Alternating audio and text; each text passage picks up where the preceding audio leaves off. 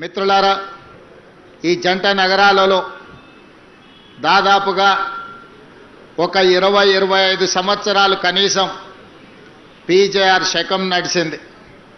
ఆనాడు ఇతర ప్రాంతాల నుంచి, ఇతర జిల్లాల నుంచి, ఇతర రాష్ట్రాల నుంచి నగరానికి ఉపాధి కోసం, జీవనోపాధి కోసం ఎవరు వచ్చినా వాళ్ళ నివసించడానికి నిల్వ నీడనిచ్చిన ఈ నగరంలో ఎక్కడైనా ప్రభుత్వ స్థలంలో వాళ్ళు సొంతంగా పేదవాళ్ళు ఒక చిన్న ఇల్లు కట్టుకున్నా, అదేవిధంగా ఉద్యోగ సంఘాలు లేదా ప్రైవేట్ వ్యక్తులు చిన్న చిన్న కాలనీలు కట్టుకొని మౌలిక వసతులు లేకపోయినా, లేదా వలస వచ్చిన వాళ్ళ మీద ఎవరైనా అన్యాయంగా దౌర్జన్యాలు చేస్తే ఆనాడు పీజేఆర్ గారు పిలిస్తే పలికే నాయకుడిగా ఈ పేదలందరికీ అండగా నిలబడ్డాడు.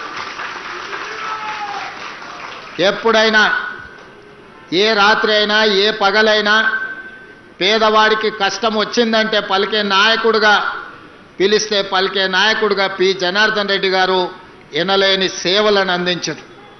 వారు జంట నగరాలకే కాదు, ఆనాడు ఉమ్మడి ఆంధ్రప్రదేశ్లో కార్మిక నాయకుడిగా అటు విశాఖపట్నం కావచ్చు, విజయనగరం కావచ్చు, తిరుపతి కావచ్చు, లేదా కర్నూలు ప్రాంతంలో ఉండే కార్మికుల కోసము, జంట నగరాలలో ఉండే కార్మికుల కోసం నిరంతరం వారు శ్రమ చేస్తూ పేదవాళ్ళకు అండగా నిలబడి వారు ఒక గొప్ప పేరు, కీర్తిని సంపాదించి పెట్టిండ్రు. అదేవిధంగా 1994 నుంచి 99 వరకు సిఎల్పి నాయకులుగా వారు చేసిన పోరాటం ఎప్పటికీ జంట నగర వాసులు మర్చిపోరు. ఆనాడు ముఖ్యంగా ప్రధానంగా 1989 నుంచి 92 వరకు దోమల్గూడలో ఉన్న ఏవీ కాలేజీలో నేను విద్యార్థిని, నేను డిగ్రీ చదువుకునేటప్పుడు ఆ దోమల్గూడ ఏవీ కాలేజ్ పక్కనే పి జనార్దన్ రెడ్డి గారి ఇల్లు ఉండేది. ఏ రోజు మేము కాలేజీకి వెళ్తున్నా వందలాది మంది పీజేఆర్ గారి ఇంటి ముందల పేదవాళ్ళు వారిని కలవడానికి, వారి సమస్యల్ని చెప్పుకోవడానికి వాళ్ళు ఎప్పుడూ పీజేఆర్ని కలిసేది. ఎప్పుడు చూసినా జనాల సందడితోని పీజేఆర్ గారి ఇల్లు సమస్యల పరిష్కారానికి ఒక జనతా గ్యారేజ్ లాగా ఆనాడు పీజేఆర్ గారి ఇల్లు దోమల్గూడలో పేదలకు ఒక ధైర్యంగా పీజేఆర్ గారి నివాసం ఆ రోజు పేదలకు అండగా ఉండే. ఆనాడు విద్యార్థిగా పి జనార్దన్ రెడ్డి గారు మంత్రిగా ఉన్నప్పుడు పి జనార్దన్ రెడ్డి జంట నగరాల సమస్యల కోసం పోరాడుతున్నప్పుడు వారిని చూడడం జరిగింది. ఇదే కాదు, వారు ప్రతిపక్షంలో ఉన్నప్పుడు హైదరాబాదు నగర దాహార్తిని తీర్చడానికి హైదరాబాదు నగరంలో తీవ్రమైన నీటి ఎద్దడి సమస్య ఉండేది. ఎండాకాలం వచ్చిందంటే సచివాలయం ముందు కుండల ప్రదర్శన ఉండేది. వేలాది మంది మహిళలు అక్కడ పీజేఆర్ గారి నాయకత్వంలో ధర్నాలు చేసేది. ఆనాటి ప్రభుత్వం మీద పీజేఆర్ గారు చేసిన పోరాటం వల్ల కృష్ణానది జలాలను తీసుకొచ్చి నాగార్జున సాగర్ నుంచి హైదరాబాద్కి కృష్ణానది జలాలను తరలించి హైదరాబాదు నగర ప్రజల దాహార్తిని తీర్చడానికి ఆనాడు పీజేఆర్ గారు చేసిన పోరాటమే ఈరోజు హైదరాబాదు నగర ప్రజల యొక్క దాహార్తిని తీర్చే అవకాశంగా ఏర్పడ్డది. ఆనాడు వారి పోరాటమే భవిష్యత్తులో గోదావరి జలాలు, మంజిరా జలాలు, సింగూరు జలాలు, కృష్ణానది జలాలను తీసుకొచ్చి దాదాపుగా 1,20,00,000 మంది జనాభా ఉన్న ఈ నగరానికి ఈరోజు తాగునీటి సమస్యను తీర్చడం జరిగింది. దానికి ప్రతి పేదవాడు ఇవాళ నగరంలో ఎవరైతే సురక్షితమైన మంచినీటిని తాగుతున్నారో వాళ్ళందరూ కూడా పీజేఆర్ గారిని గుర్తు చేసుకొని స్మరించుకోవాల్సిన సందర్భం. అదేవిధంగా ఖైరతాబాద్ శాసనసభ నియోజకవర్గం అంటే ఆనాడు దేశంలోనే పేరెన్నికగానే, నాకు తెలిసి దేశంలోనే అత్యధిక జనాభా, అత్యధిక ఓటర్లు ఉన్న శాసనసభ నియోజకవర్గం కింద ఆనాడు ఖైరతాబాద్ శాసనసభ నియోజకవర్గం ఉన్నది. 2004 ఎన్నికల సందర్భంగా నాకు తెలిసినంత వరకు ఖైరతాబాద్ శాసనసభ నియోజకవర్గం 7.5 లక్షల ఓట్లతోని ఆనాడు ఖైరతాబాద్ నియోజకవర్గం ఉన్నది.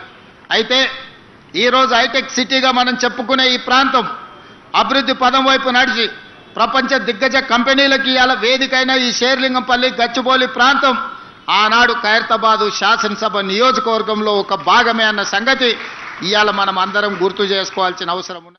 తరలించాలని కుట్రలు జరిగితే కూడా పీజేఆర్ గారు అడ్డం పడి ఆ హైటెక్ సిటీని ఆనాడు రాజీవ్ గాంధీ టెక్నాలజీ పార్క్గా పిలిచిన ఆ సాంకేతిక నైపుణ్యాన్ని ఇక్కడనే వారు ఆపినారు.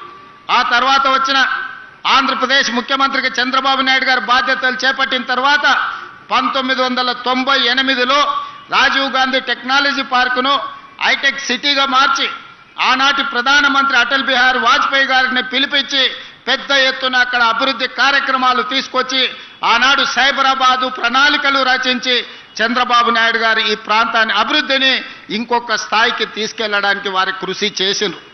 ఆనాడు పివి నరసింహారావు గారు ప్రధానమంత్రిగా ఉన్నప్పుడు జనార్దన్ రెడ్డి నేదురుమల్లి జనార్దన్ రెడ్డి గారు మంత్రిగా ముఖ్యమంత్రిగా ఉన్నప్పుడు వేసిన శిలాఫలకమే పునాది రాయే ఆ తర్వాత హైటెక్ సిటీగా మారింది.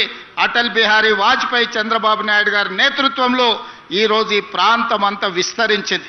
ఇవాళ ఈ ప్రాంతంలో ప్రపంచ దేశాలలో దిగ్గజ కంపెనీలైన అది గూగుల్ కావచ్చు, ఇన్ఫోసిస్, మైక్రోసాఫ్ట్ కావచ్చు, ఇట్లా చెప్పుకుంటూ వెళ్తే 500 ఫార్చ్యూన్ కంపెనీలలో 85 ఫార్చ్యూన్ కంపెనీలు ఇవాళ ఈ ప్రాంతంలో శేర్లింగంపల్లి నియోజకవర్గంలో వాటి కార్యక్రమాలు కొనసాగిస్తున్నాయంటే ఆనాటి ప్రధానమంత్రులు పివి నరసింహారావు గారు, అటల్ బిహారీ వాజ్పేయి గారు తీసుకున్న నిర్ణయమే ఈరోజు ఈ నగరం ఒక మహానగరంగా రాణించడమే కాదు, ప్రపంచ దేశాలలో ఉన్న దిగ్గజ కంపెనీలు ఇవాళ ఈ ప్రాంతానికి వచ్చినాయి. లక్షలాది మంది నిరుద్యోగ యువకులకు ఉద్యోగ ఉపాధి అవకాశాలు కల్పించినాయి. ఇదే కాదు, ఇవాళ ఈ తెలంగాణ ఆర్థిక ఆదాయంలో దాదాపుగా 60-65% నగరం నుంచే ఆదాయం వస్తుంది. ఆ ఆదాయమే ఈరోజు తెలంగాణ రాష్ట్ర అభివృద్ధికి మనం వినియోగించుకుంటున్నాం. మరి అలాంటిది ఈ నగరాన్ని ఇంకా గొప్ప నగరంగా తీర్చిదిద్దాలన్న ఆలోచన మళ్ళీ శ్రీమతి సోనియా గాంధీ గారి నేతృత్వంలో ఏర్పడ్డ తెలంగాణ రాష్ట్రంలో ప్రజాపాలన ఇందిరమ్మ రాజ్యం వచ్చిన తర్వాత 2023 డిసెంబర్ 7 నాడు మళ్ళీ అదే సంకల్పంతో అభివృద్ధి పదం వైపు నడిపించాలని మేము ముందుకు వచ్చినాం. దాంట్లో భాగంగా అరకపూడి గాంధీ గారు కావచ్చు, మహేందర్ రెడ్డి గారు కావచ్చు, గద్వాల విజయలక్ష్మి గారు కావచ్చు, డిప్యూటీ మేయర్ కావచ్చు, లేదా వేదిక మీద ఉన్న చాలా మంది కార్పొరేటర్లు ఈ నగర అభివృద్ధిలో భాగస్వాములం అవుతాం, మీకు అండగా నిలబడతాం, మీరు చేసే ప్రయత్నానికి మేము సంపూర్ణంగా సహకరిస్తామని చెప్పి ఈరోజు ఈ ప్రజాప్రతినిధులందరూ కూడా ముందుకు వచ్చి ప్రభుత్వం చేసే అభివృద్ధి కార్యక్రమాల్లో భాగస్వాములు అవ్వడమే కాదు, వాళ్ళ అనుభవాలను వాళ్ళ సూచనలను ఈరోజు ప్రభుత్వానికి అందిస్తున్నారు. వాళ్ళందరూ అభివృద్ధిలో భాగస్వాములు కావాలి. ఈ నగరం ఒక గొప్ప నగరంగా అభివృద్ధి చెందాలి. ఈ నగరం బెంగళూరుతోనో, ఢిల్లీతోనో, ముంబైతోనో, చెన్నైతోనో పోటీ కాదు. ఈ నగరం న్యూయార్క్తోనో, టోక్యోతోనో, జపాన్తోనో పోటీ పడాలి. సింగపూర్ అంత గొప్పగా ఎదగాలి అని వీళ్ళందరూ ముందుకొచ్చి ఈనాడు ఈ ప్రభుత్వానికి అండగా నిలబడి ముందుకు వెళ్తున్నారు.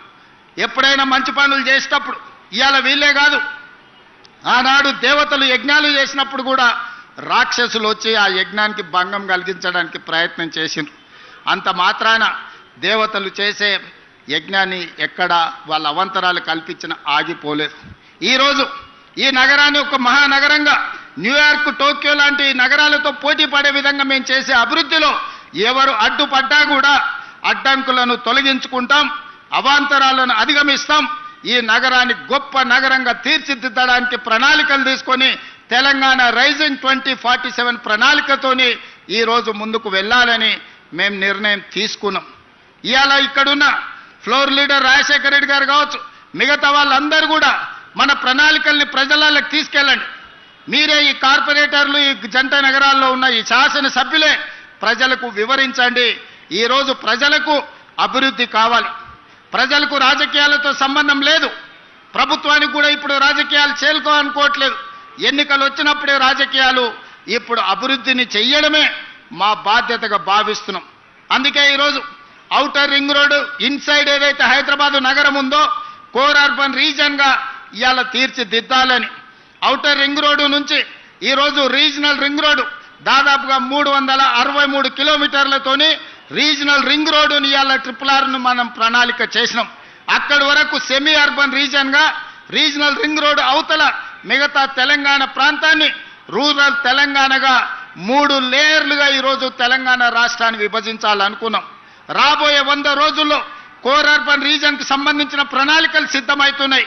ఆ ప్రణాళికలలో భాగంగా ఈరోజు ఢిల్లీ, దేశ రాజధాని, పార్లమెంట్ అక్కడే ఉంది, ప్రధానమంత్రి గారు అక్కడే ఉన్నారు, కేంద్ర మంత్రులంతా అక్కడనే ఉంటారు. కానీ కాలుష్యం పెరిగిపోయి అక్కడ పాఠశాలలకు సెలవులు, పార్లమెంటుకు సెలవులు, ప్రజలు రోడ్ల మీదకి రావడానికి సెలవులు.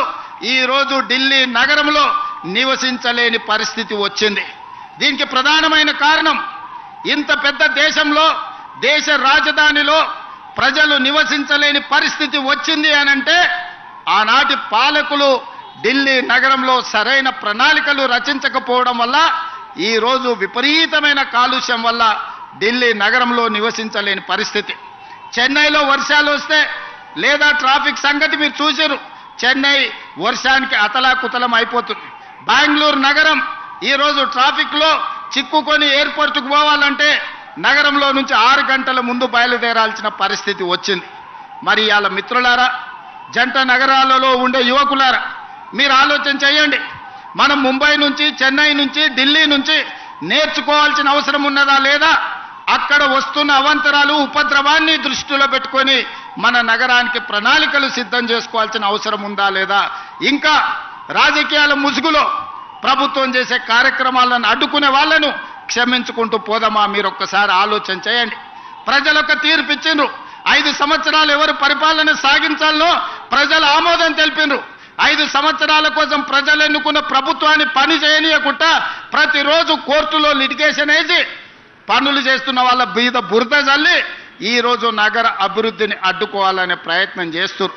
ఇవాళ ఫైనాన్షియల్ డిస్ట్రిక్ట్ అభివృద్ధి అయితే దాదాపుగా 10 లక్షల మందికి ఉద్యోగాలు వచ్చినాయి.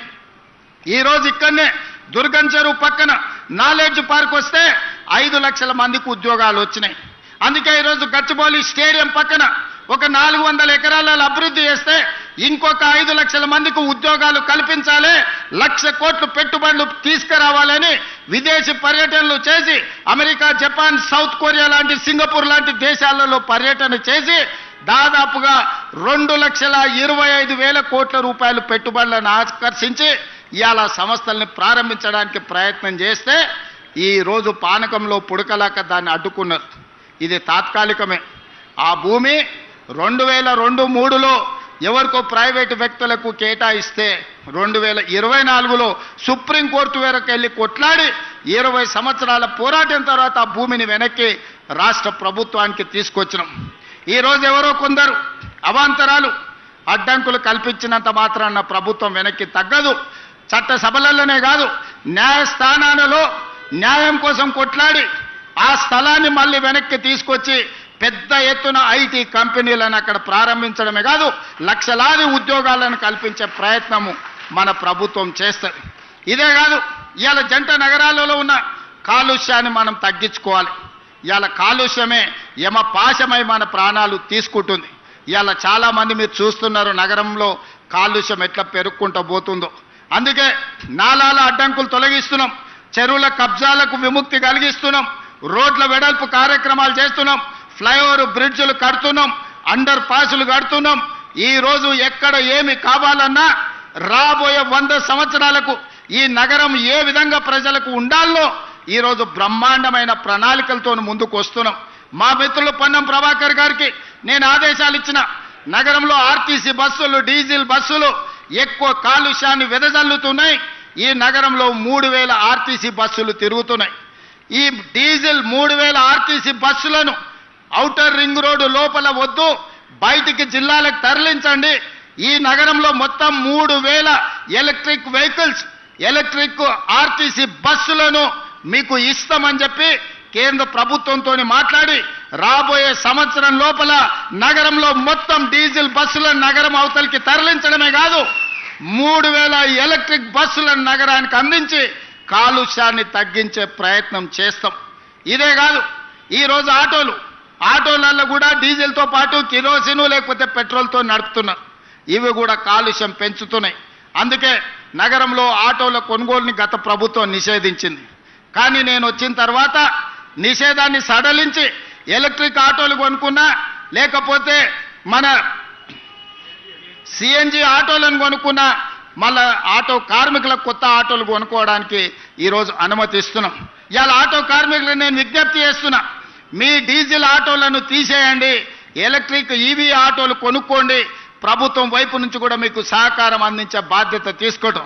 అదేవిధంగా ఊబర్, ఓలా, ఆర్టీసీ మీ ట్యాక్సీలు నడుపుతున్న కార్ల వాళ్ళకు కూడా ఈరోజు ఏ కారు కొనుక్కున్నా ₹1 కూడా రిజిస్ట్రేషన్ ఛార్జెస్ వాటి మీద పన్నులు లేవు. ఈరోజు ఎలక్ట్రిక్ వెహికల్స్ ఎవ్వరు కొనుక్కున్నా, అదానీ, అంబానీలు, టాటాలు, బిర్లాలు హైదరాబాద్లో ఎలక్ట్రిక్ వెహికల్ కొనుక్కున్నా వాళ్ళ మీద ₹1 కూడా పన్ను లేదు. 100% పన్ను రద్దు చేసినాం.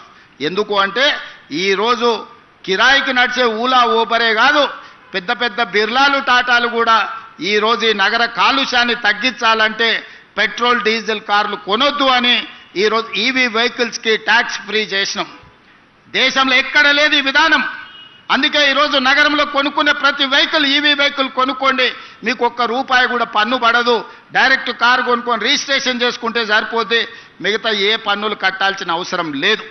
అదేవిధంగా నాలాలు కబ్జాలు చేసిండ్రు. దాంతో వర్షాలు వచ్చినప్పుడు మురుగునీరుతో పాటు వర్షపు నీళ్ళన్నీ అడ్డం పడుతున్నాయి. ఇలా చిన్న వర్షం వస్తే రోడ్ల మీద నడుముల లోతు నీళ్లు నిలబడుతున్నాయి. ఎక్కడికక్కడ చెరువులు కబ్జా అయినాయి, నాలాలు కబ్జా అయినాయి. మరి నీళ్ళు ఎక్కడికి వెళ్ళాలి?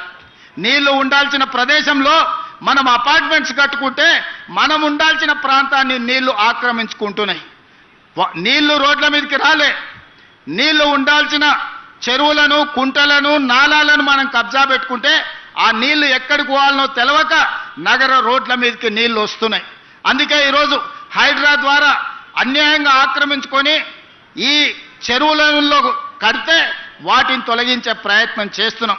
ఆ మధ్యకాలంలో మీరు చూసి ఉంటారు, అక్కినేని నాగార్జున గారు ఇన్కన్వెన్షన్ విషయంలో ప్రభుత్వం తొలగించింది. తర్వాత నాగార్జున గారు గుర్తించి వారే స్వయంగా ముందుకొచ్చి 2 ఎకరాలు అక్కడ చెరువుకు స్వయంగా వారే నన్ను కలిసి అప్పచెప్పి నగర అభివృద్ధిలో నేను ఒక హీరోగా ముందుంటా, మీరు ఒక మంచి సంకల్పంతో ఈరోజు ఆ చెరువును మీరు అభివృద్ధి చేస్తున్నారని చెప్పి 2 ఎకరాల స్థలాన్ని నాగార్జున గారు వాలంటీర్గా ముందుకొచ్చి ఈరోజు మనకు వారు హ్యాండ్ ఓవర్ చేయడం జరిగింది. ఈరోజు బతుకమ్మ కుంట వి హనుమంతరావు గారు ఎప్పుడు అంబర్పేట చౌరస్తాలో బతుకమ్మ కుంట గురించి 40 ఏళ్ళు కొట్లాడాడు. 40 ఏళ్ళ కేసును హైకోర్టులో కొట్లాడి ఇవాళ బతుకమ్మ కుంటను 6 ఎకరాలు బీఆర్ఎస్ నాయకులు ఆక్రమించుకుంటే ఆ కబ్జా నుంచి విడిపించి ఇవాళ బతుకమ్మ కుంటను తయారు చేస్తున్నాం. వచ్చే బతుకమ్మ కుంట అంబర్పేటలో మా ఆడబిడ్డలతో ఆడిపించే కార్యక్రమాలు తీసుకెళ్తున్నాం. ఇవాళ మిత్రులారా, కోర్ అర్బన్ రీజన్ కావచ్చు, సెమీ అర్బన్ రీజన్ కావచ్చు, రూరల్ తెలంగాణ కావచ్చు, ఒక ప్రణాళికబద్ధంగా డిసెంబర్ 9 లోపల మన విజన్ డాక్యుమెంట్ను రిలీజ్ చేసి తెలంగాణని 100 సంవత్సరాలకు అవసరమైన అభివృద్ధి కోసం ఈరోజు ప్రణాళికలు చేస్తున్నాం. ఇదే కాదు, అక్కడ ఎయిర్పోర్ట్ ఉంది, ఇక్కడ నగరం ఉంది, కానీ ఎయిర్పోర్ట్కి అవతలి వైపు విశాలమైన లక్షలాది ఎకరాల భూములు ఉన్నాయి. అందుకే అక్కడ 30,000 ఎకరాలల్లా భారత్ ఫ్యూచర్ సిటీ అని నిర్మించాలని ఎయిర్పోర్ట్ నుంచి మెట్రో రైలుతో పాటు పెద్ద హైవే కారిడార్స్ వేసి ఈరోజు ఒక నగరాన్ని మనం నిర్మించుకోబోతున్నాం. ప్రపంచంతోనే పోటీ పడే నగరాన్ని అక్కడ స్పోర్ట్స్ యూనివర్సిటీ, అదేవిధంగా ఆర్టిఫిషియల్ ఇంటెలిజెన్స్కి సంబంధించిన ఇన్వెస్ట్మెంట్స్, అదేవిధంగా ఫార్మా కంపెనీలకు నాన్ పొల్యూటెడ్ ఇండస్ట్రీస్ కోసం, ఐటీ కంపెనీల కోసం, అదేవిధంగా ప్రజలు నివసించడానికి అవసరమైన ఒక గొప్ప నగరాన్ని ఈరోజు అక్కడ నిర్మించుకోబోతున్నాం. 30,000 ఎకరాలల్లా దాదాపుగా 20,000 ఎకరాలు ఓపెన్ ఏరియా, ఒక 15,000 ఎకరాలు అయితే మొత్తం ఫారెస్ట్ కిందనే డెవలప్ చేస్తున్నాం.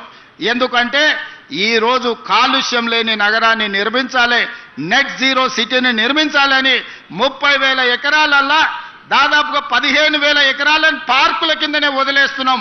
మిగతా 15,000 ఎకరాలలో రోడ్లు, ఇతర అభివృద్ధిని చేసుకుంటూ ఒక గొప్ప నగరానికి ఈరోజు ప్రణాళిక చేస్తున్నాం. ప్రపంచమంతా ఈరోజు భారత్ ఫ్యూచర్ సిటీ వైపు చూస్తుంది. ఆనాడు చంద్రబాబు నాయుడు గారు లేకపోతే ఇతరులు, ఆ తర్వాత రాజశేఖర రెడ్డి గారు ఈ సైబరాబాదును హైటెక్ సిటీ ప్రాంతాన్ని అభివృద్ధి చేస్తామంటే అందరు నవ్విండ్రు. ఇది అయ్యేదేనా? Outer ring road వచ్చేదేనా?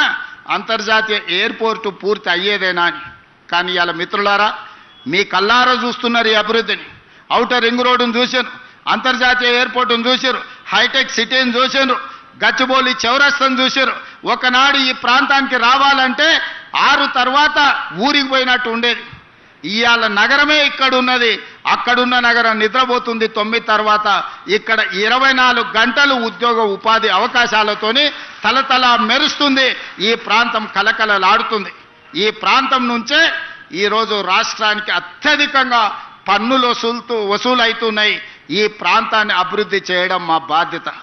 మా మిత్రుడు అరకపూడి గాంధీ గారు ఈ ప్రాంతానికి ఏం ప్రణాళికలు తీసుకొచ్చినా మా కమిషనర్ గారికి, మా హెచ్ఎండిఏ కమిషనర్కు, మున్సిపల్ కమిషనర్కు, ఎంఏయుడి ప్రిన్సిపల్ సెక్రటరీకి, అదేవిధంగా మెట్రో వాటర్ వర్క్స్ వాళ్ళకు ఆదేశాలు ఇచ్చిన ఈ ప్రాంతానికి అవసరమైన నిధులకు మీరు ఎక్కడ కూడా ఆపాల్సిన అవసరం లేదు.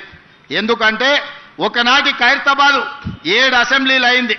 ఇవాళ కుత్బుల్లాపూర్ కంటోన్మెంట్, కుక్కట్పల్లి, షేర్లింగంపల్లి, ఖైరతాబాద్, జూబ్లీ హిల్స్, అంబర్పేట్ల కొంత భాగం, ఇవన్నీ ఆనాడు పీజేఆర్ గారు నాయకత్వం వహించిన ఖైరతాబాద్ నియోజకవర్గం 7 అసెంబ్లీలు అయింది.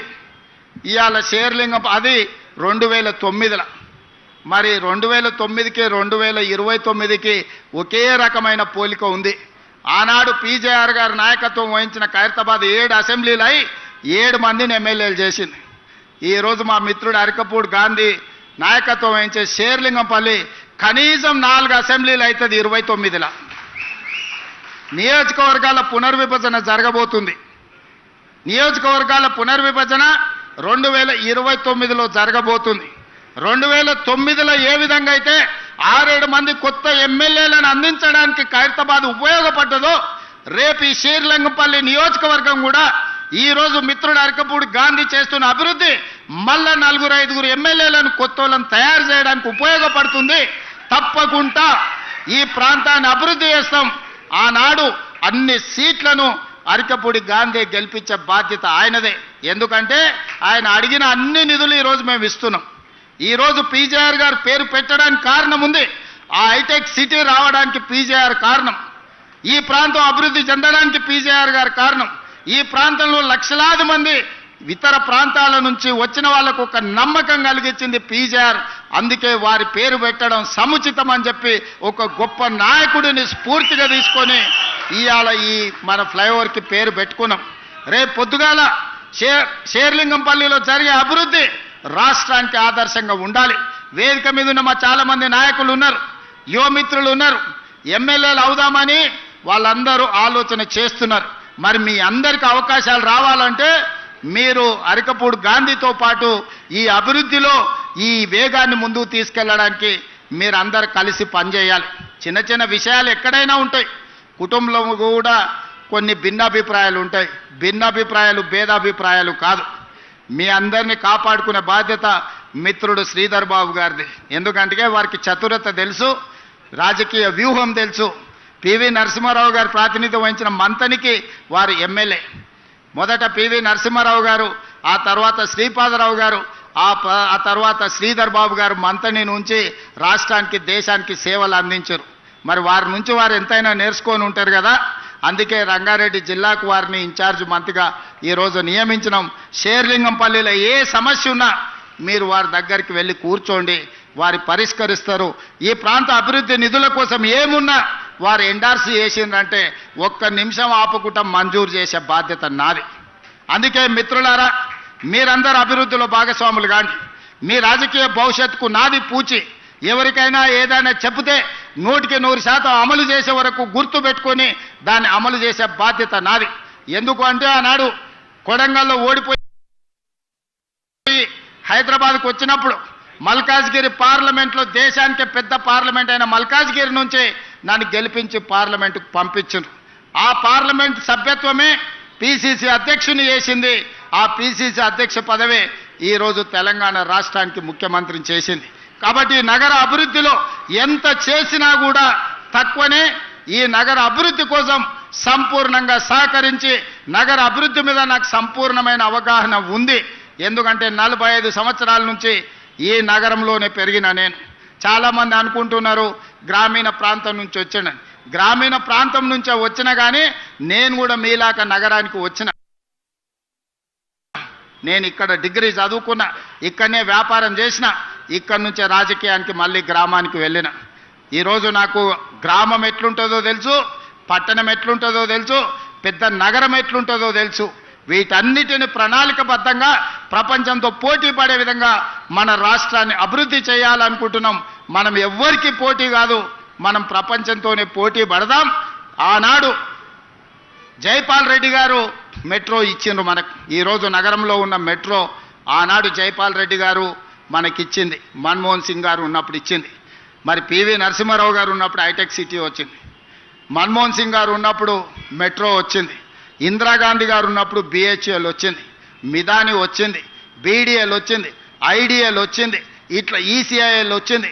ఇట్లా చెప్పుకుంటూ వెళ్తే ఇందిరాగాంధీ గారు ప్రధానమంత్రిగా ఉన్నప్పుడు మొత్తం మన తెలంగాణలో ఉన్న అంతర్జాతీయ స్థాయి పరిశ్రమలు, ఈరోజు డిఫెన్స్ ఇన్వెస్ట్మెంట్స్ వచ్చిన, ఫార్మా ఇన్వెస్ట్మెంట్స్ వచ్చిన, ఇండస్ట్రియల్ గ్రోత్ కారిడార్లు వచ్చిన, అది ఇందిరాగాంధీ గారు వల్ల వచ్చింది.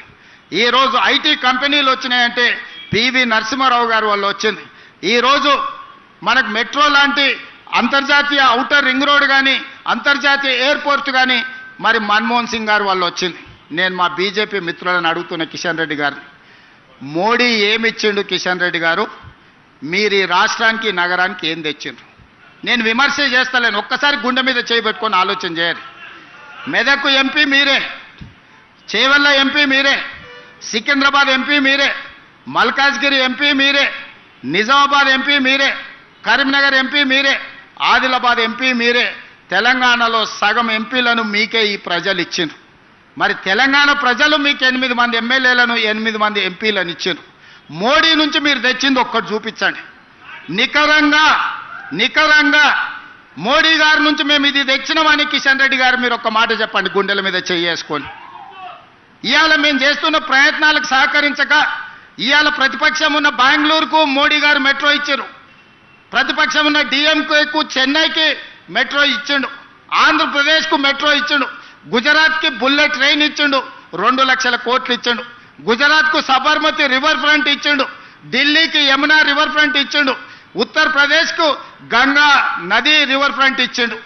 మరి మేము మూసీ రివర్ ఫ్రంట్ అడిగితే మాకు ఇస్తలేడు, మేము మెట్రో రైలు అడిగితే ఇస్తలేడు, మేము రీజనల్ రింగ్ రోడ్ అడిగితే అది అటకెక్కింది. ఎందుకు ఈ వివక్ష? ఎందుకు ఈ వివక్ష? కిషన్ రెడ్డి గారు మీరు ఆలోచన చేయాలి కదా కేంద్ర మంత్రిగా. మేము చెప్పినాం కదా, మీ ఎంబడి వస్తాం, మీరు మమ్మల్ని తీసుకెళ్ళండి, భేషజాలు లేవు, నగర అభివృద్ధి చేసుకుందాం, తెలంగాణ ప్రాంతాన్ని అభివృద్ధి చేసుకుందాం, మేము మీతో కలిసి వస్తామన్నాం. దాదాపుగా 30-35 సార్లు ఢిల్లీకి పోయినా, ప్రధానమంత్రిని కలిసిన, అమిత్ షా గారిని కలిసిన, అందరు మంత్రులను కలుస్తున్నా. నేను కలువని మంత్రి లేడు, చెయ్యని విజ్ఞాపనలు లేదు. రేపు కూడా అమిత్ షా గారు వస్తున్నారు. నేను మా మిత్రుడు పొన్నం ప్రభాకర్ గారు, మా శ్రీధర్ బాబు గారు రేపు ఎయిర్పోర్ట్కి వెళ్ళి అమిత్ షా గారిని మళ్ళీ అడుగుతాం, మా మెట్రో మాకు ఇవ్వండి, మా మూసీ మాకు ఇవ్వండి, మా రీజనల్ రింగ్ రోడ్ మాకు ఇవ్వండి. ఈ 3 ఇస్తే మా నగరం ప్రపంచంతోనే పోటీ పడుతుంది. న్యూయార్క్లో ఉన్నవాడు కూడా ఇక్కడికి వచ్చి అరే హైదరాబాద్ నగరంలో నేను నివసిస్తా, ఫ్యూచర్ సిటీలో నేను వ్యాపారం చేసుకుంటా, హాలీవుడ్ అమెరికాలో కాదు, హాలీవుడ్ను బాలీవుడ్ను ఈరోజు హైదరాబాదు నగరానికి తేవడానికి మేము ప్రయత్నం చేస్తున్నాం. మీ వంతు సహకారాన్ని అందించండి. మా వైపు నుంచి ఏమైనా లోపం ఉంటే చెప్పండి, మేము సరిదిద్దుకుంటాం. మేము ఇచ్చే నివేదికలలో లోపం ఉందా? మేము ఇచ్చే నివేదికలలో ఏమైనా అస్పష్టత ఉందా? మేము కోరుతున్న కోరికలు ఏమైనా గొంతమ్మ కోరికలా? ఎవరు కోరకూడని కోరికలా? 20 ఏళ్ల కింద మెట్రో కట్టుకున్నాం, 100 ఏళ్ల కింద మూసీ కట్టుకున్నాం, 30 ఏళ్ల కింద 25 ఏళ్ల కింద ఔటర్ రింగ్ రోడ్ వేసుకున్నాం, 25 ఏళ్ల కింద అంతర్జాతీయ ఎయిర్పోర్ట్ శంషాబాద్లో కట్టుకున్నాం. మా తర్వాత వచ్చిన వాళ్ళు ఆనాడు ఢిల్లీ తర్వాత మెట్రో 2వ స్థానంలో ఉండే మా నగరం ఇవాళ 9వ స్థానానికి పోయింది.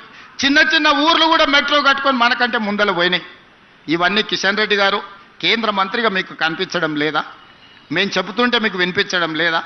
నేను పర్సనల్గా మిమ్మల్ని ఇంటికి వచ్చి కలిసి నివేదికలు ఇచ్చిన, వ్యక్తిగతంగా కూడా మీతో మాట్లాడినా.